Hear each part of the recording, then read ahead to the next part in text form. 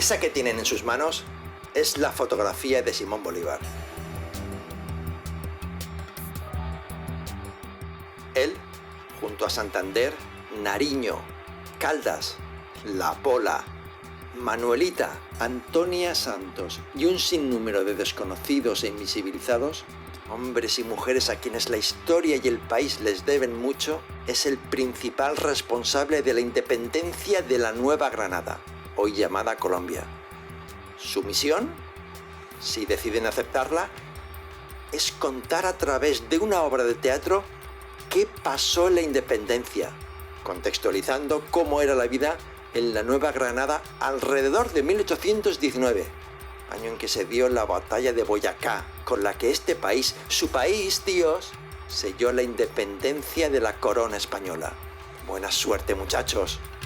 Esta grabación se autodestruirá en 3 segundos.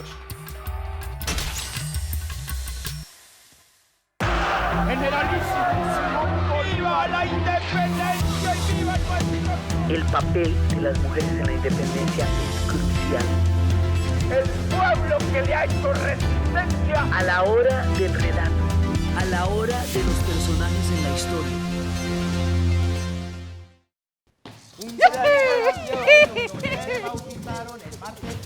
¡viva el ejército libertador!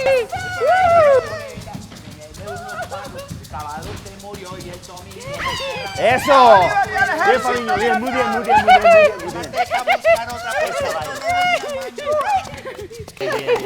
Me gusta que estén sintonizados con el llano porque es que el llano es importantísimo, es fundamental en nuestra independencia. Así que me gusta que hayan hecho todo el plano y que estemos conectados porque el día de hoy vamos a empezar nada más y nada menos el ciclo de improvisaciones sobre la campaña libertadora. ¿Y qué es la campaña libertadora? Recapitulemos un poco, ¿sí? Después de la Reconquista nos dimos cuenta que nos tocaba unirnos o perder. Era la única manera que teníamos para sacar a la corona española definitivamente de nuestro territorio. Así que vamos a empezar pensando en este número, ¿ah? 77 días, ¿sí? Anteriores a la batalla de Boyacá, que fue ese momento en el que por fin pudimos independizarnos definitivamente de la corona española. Somos independientes. ¡Viva el llano! ¡Viva la libertad! Bueno, ya, dejemos el show. Va a empezar el programa de Llana. Y después empiezan a preguntar pendejadas. Escuchen. Venga. Pregunten tanto. Buenas, hoy vamos a hablar de la campaña de independencia, propiamente dicho, de las batallas. Pero primero, ¿por qué se da la campaña libertadora? ¿En qué contexto? ¿Bajo qué sentido se da?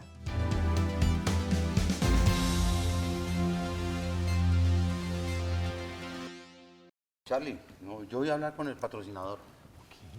No, si es que tantas veces he intentado leer el texto y no me dejan. Todo el mundo me interrumpe. No, eso sí me queda muy berraco. ¿Quién trabaja así? Yo no trabajo más. Hágale, Fabiño, lea lo que quiere leer. Sí. Hágale, léalo, tranquilo. Pues es que yo encontré un libro importante. Es para lo que estamos haciendo. Yo no estoy mamando gallo. A ver.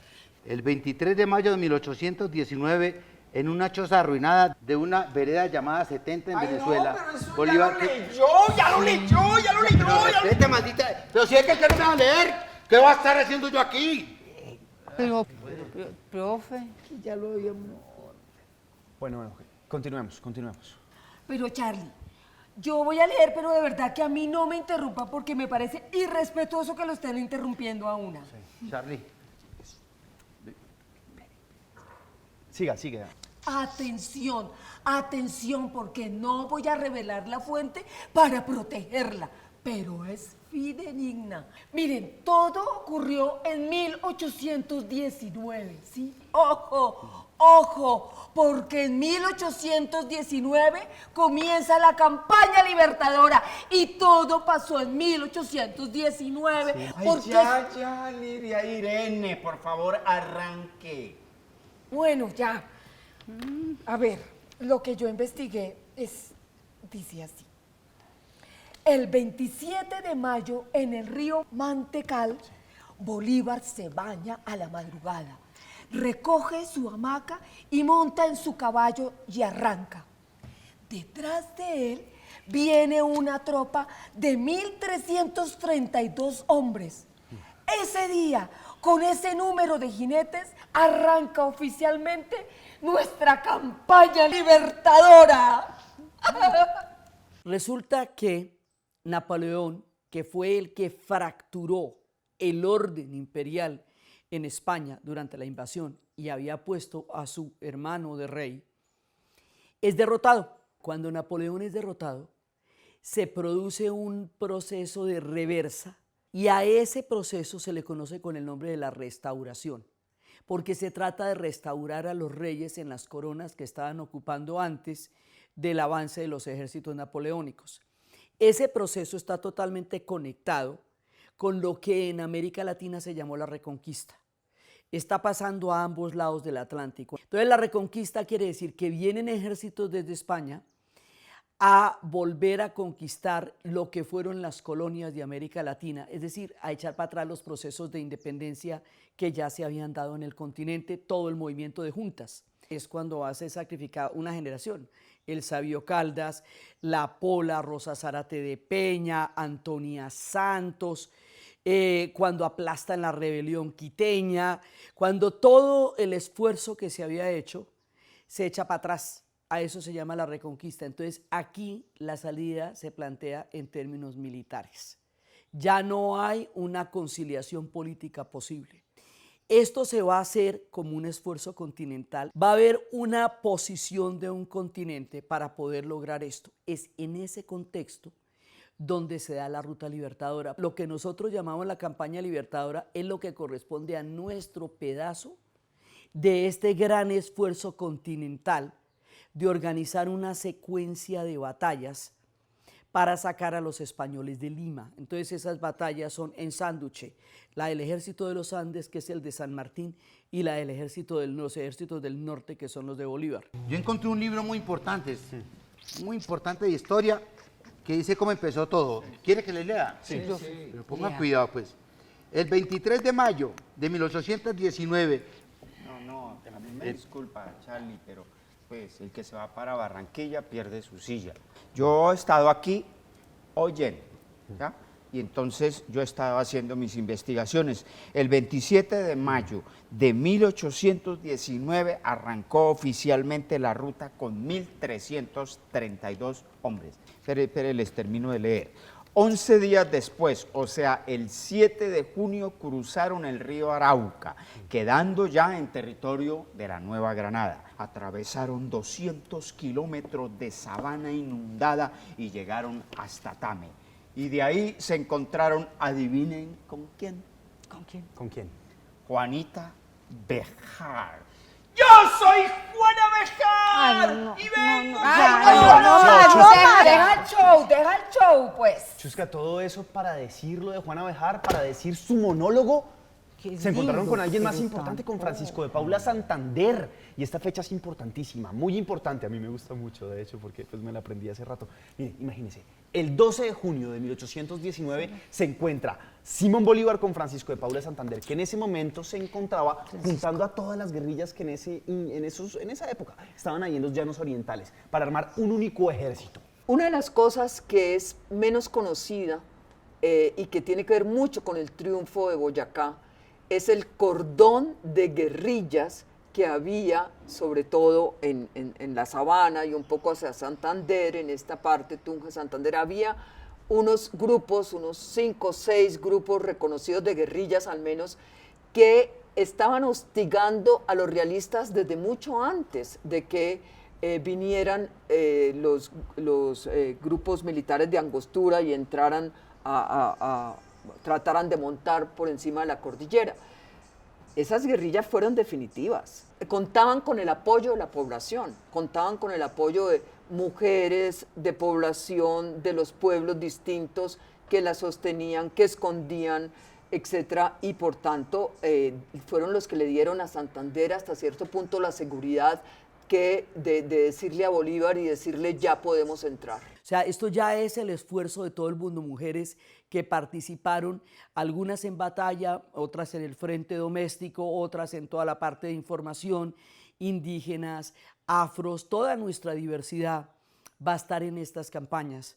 Bueno, ahora sí, con el perdón del profe, voy a seguir yo. Es chiquito, pero es muy bonito lo que yo les voy a leer.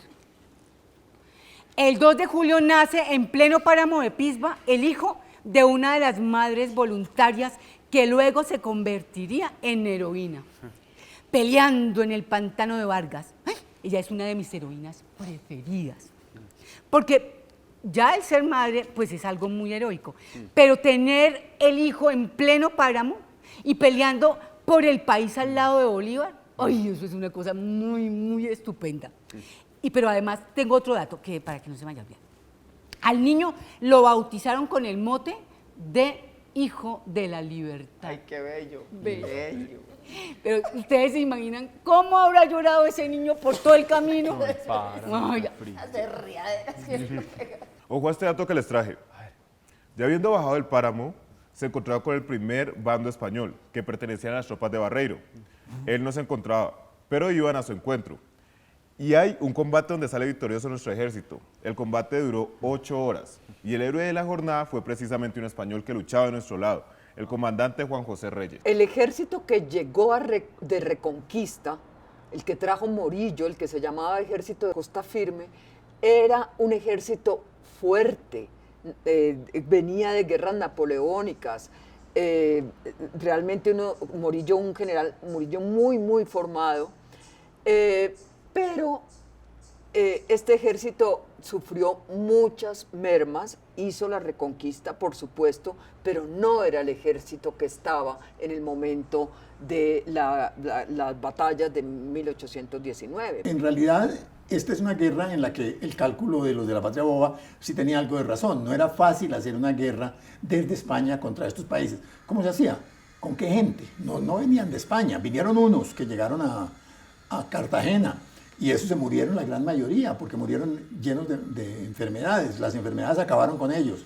Las enfermedades fueron las grandes aliadas de los patriotas, así como habían sido las aliadas de los conquistadores españoles en el siglo XVI, cuando murieron casi todos los indios por las enfermedades que trajeron los españoles.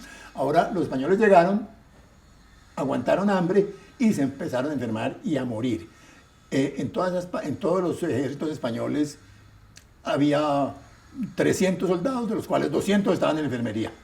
Y eran reemplazados por soldados locales, reclutados y pagados.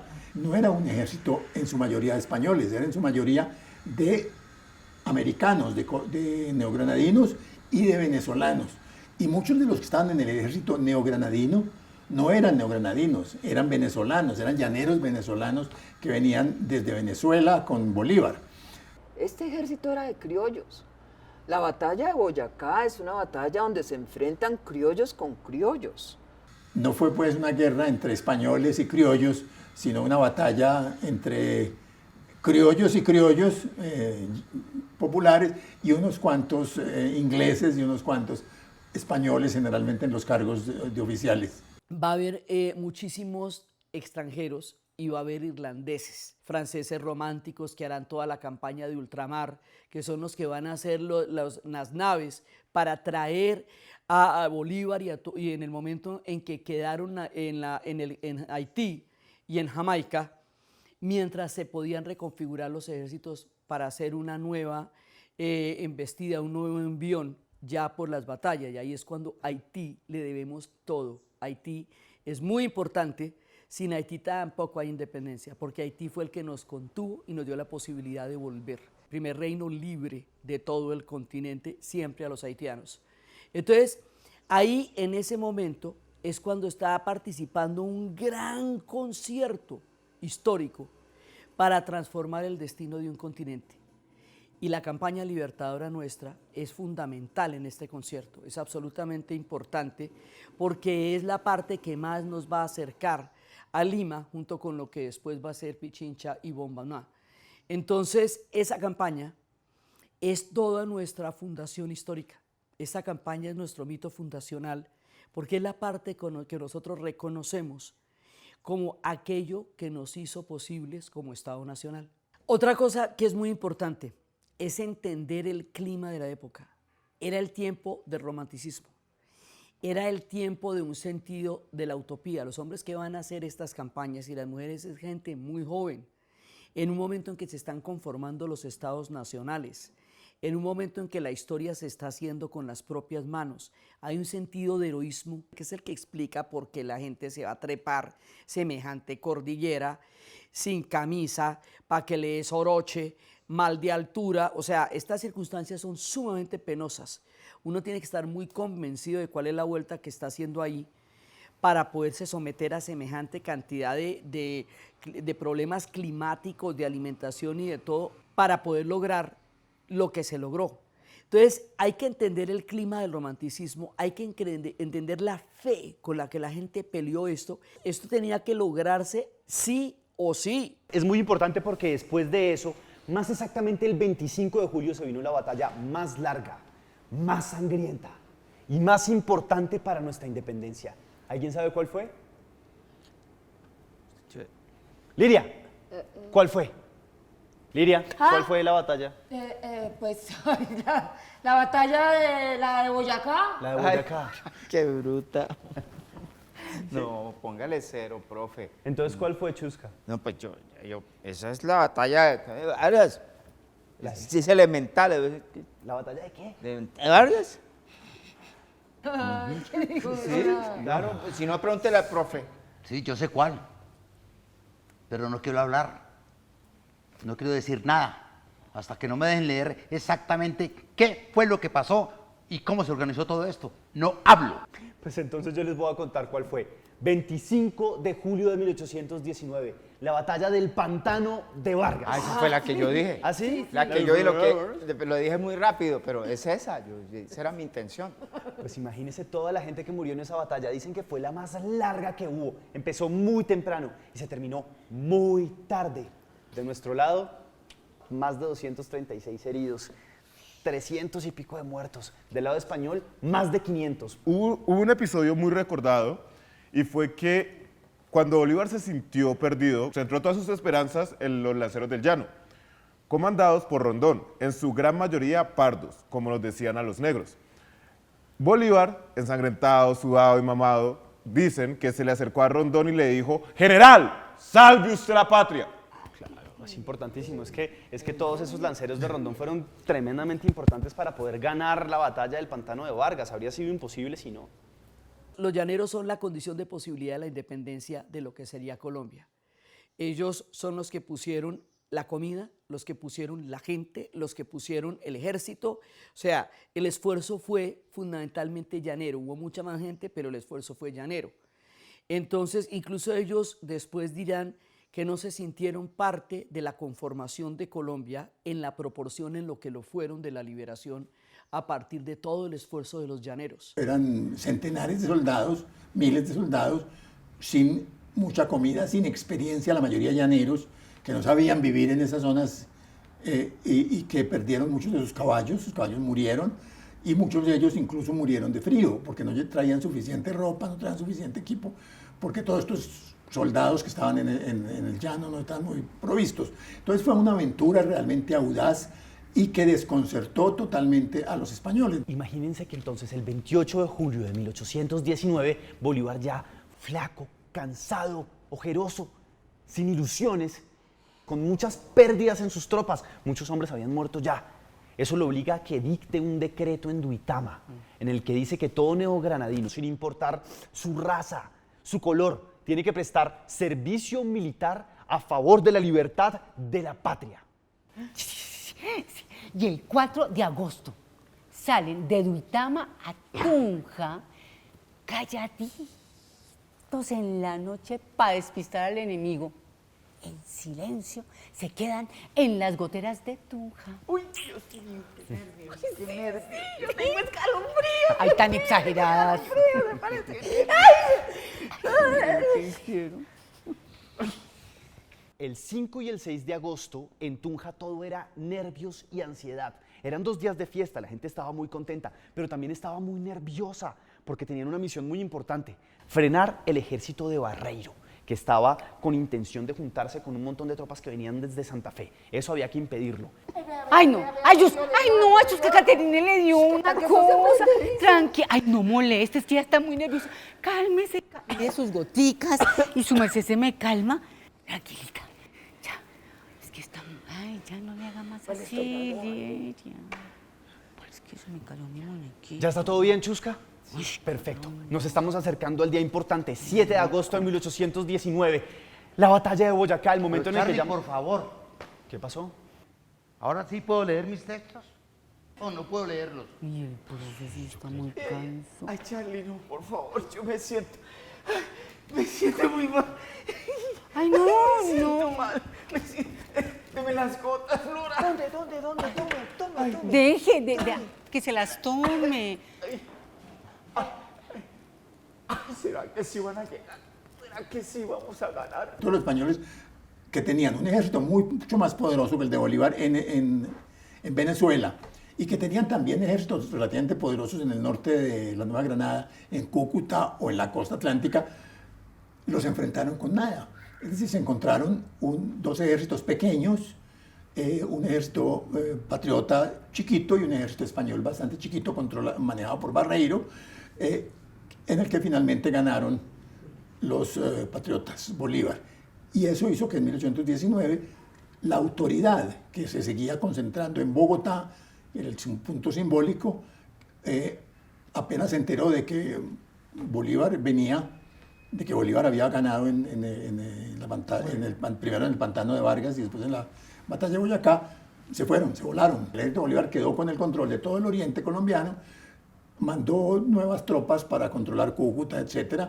Y mandó un ejército pequeñito a Antioquia, encabezado por Córdoba, que se tomó a Antioquia en agosto, un mes después, y rápidamente todo el territorio colombiano fue cayendo en manos de las autoridades patriotas. Sí, Santander ordenó a todos los curas dar sermones en cada parroquia sobre la legitimidad del nuevo orden alcanzado, que la independencia no era pecado, que se podía separar del rey y seguir con Dios, que la unión de Dios y el pueblo era la verdadera unión y que la Constitución debía ocupar ahora, en cierta manera, él no lo dice así, pero en cierta manera la Constitución es lo que pasa a ocupar el lugar de la ley, que antes venía del rey. Santander lo ordenó y los curas hicieron esos sermones valiéndose y tomando como fuente los libros sagrados, obviamente. Eran el radio de la época, la radio de la época. Tenían que, la más media que tenía que llegar a todos los pueblos, tenía que convencer a la gente. Es algo importante saber esto de la necesidad de que nos convenzamos de que puede cambiar el orden social. Eso es lo más moderno de todo. El régimen antiguo es creer que el orden social es creado por Dios y que es natural, que las diferencias sociales son naturales. Esto de decir que el hombre, la humanidad puede crear un orden social es lo más extraordinario que pasa en este momento. ¿Saben qué, muchachos? Creo que hicimos hoy un muy buen trabajo, porque recopilamos mucha información sobre la campaña libertadora. Lo que quiero es que agarremos todos esos datos y no los dejemos como anécdotas, sino que construyamos con eso muy buenas improvisaciones. Aunque, bueno, ya llegando a la batalla de Boyacá, yo creo que es mejor que paremos aquí y después sigamos con la batalla más exactamente. ¿Les parece? Sí, Pero Charlie. Me parece. Yo que ahora sí, ¿sí? Para que nos acomodemos y yo pueda continuar. Fabiño, yo creo que mejor paramos acá por hoy, ¿sí? Pero por favor. No, paramos por hoy, sí, paramos por hoy.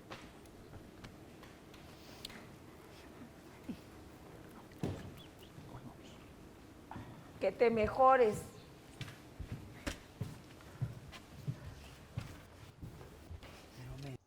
Y esa convicción de que esto se tenía que hacer ahí, en ese envión, en ese momento y en ese tiempo, era lo que tenía en la cabeza desde Francisco de Miranda, que se inventó el sueño, pasando por Bolívar, San Martín, O'Higgins, O'Brien, toda la gente que estuvo metida acá, Sucre, todo el mundo estaba convencido de que esa vuelta la tenían que sacar ya, y la teníamos que sacar entre todos.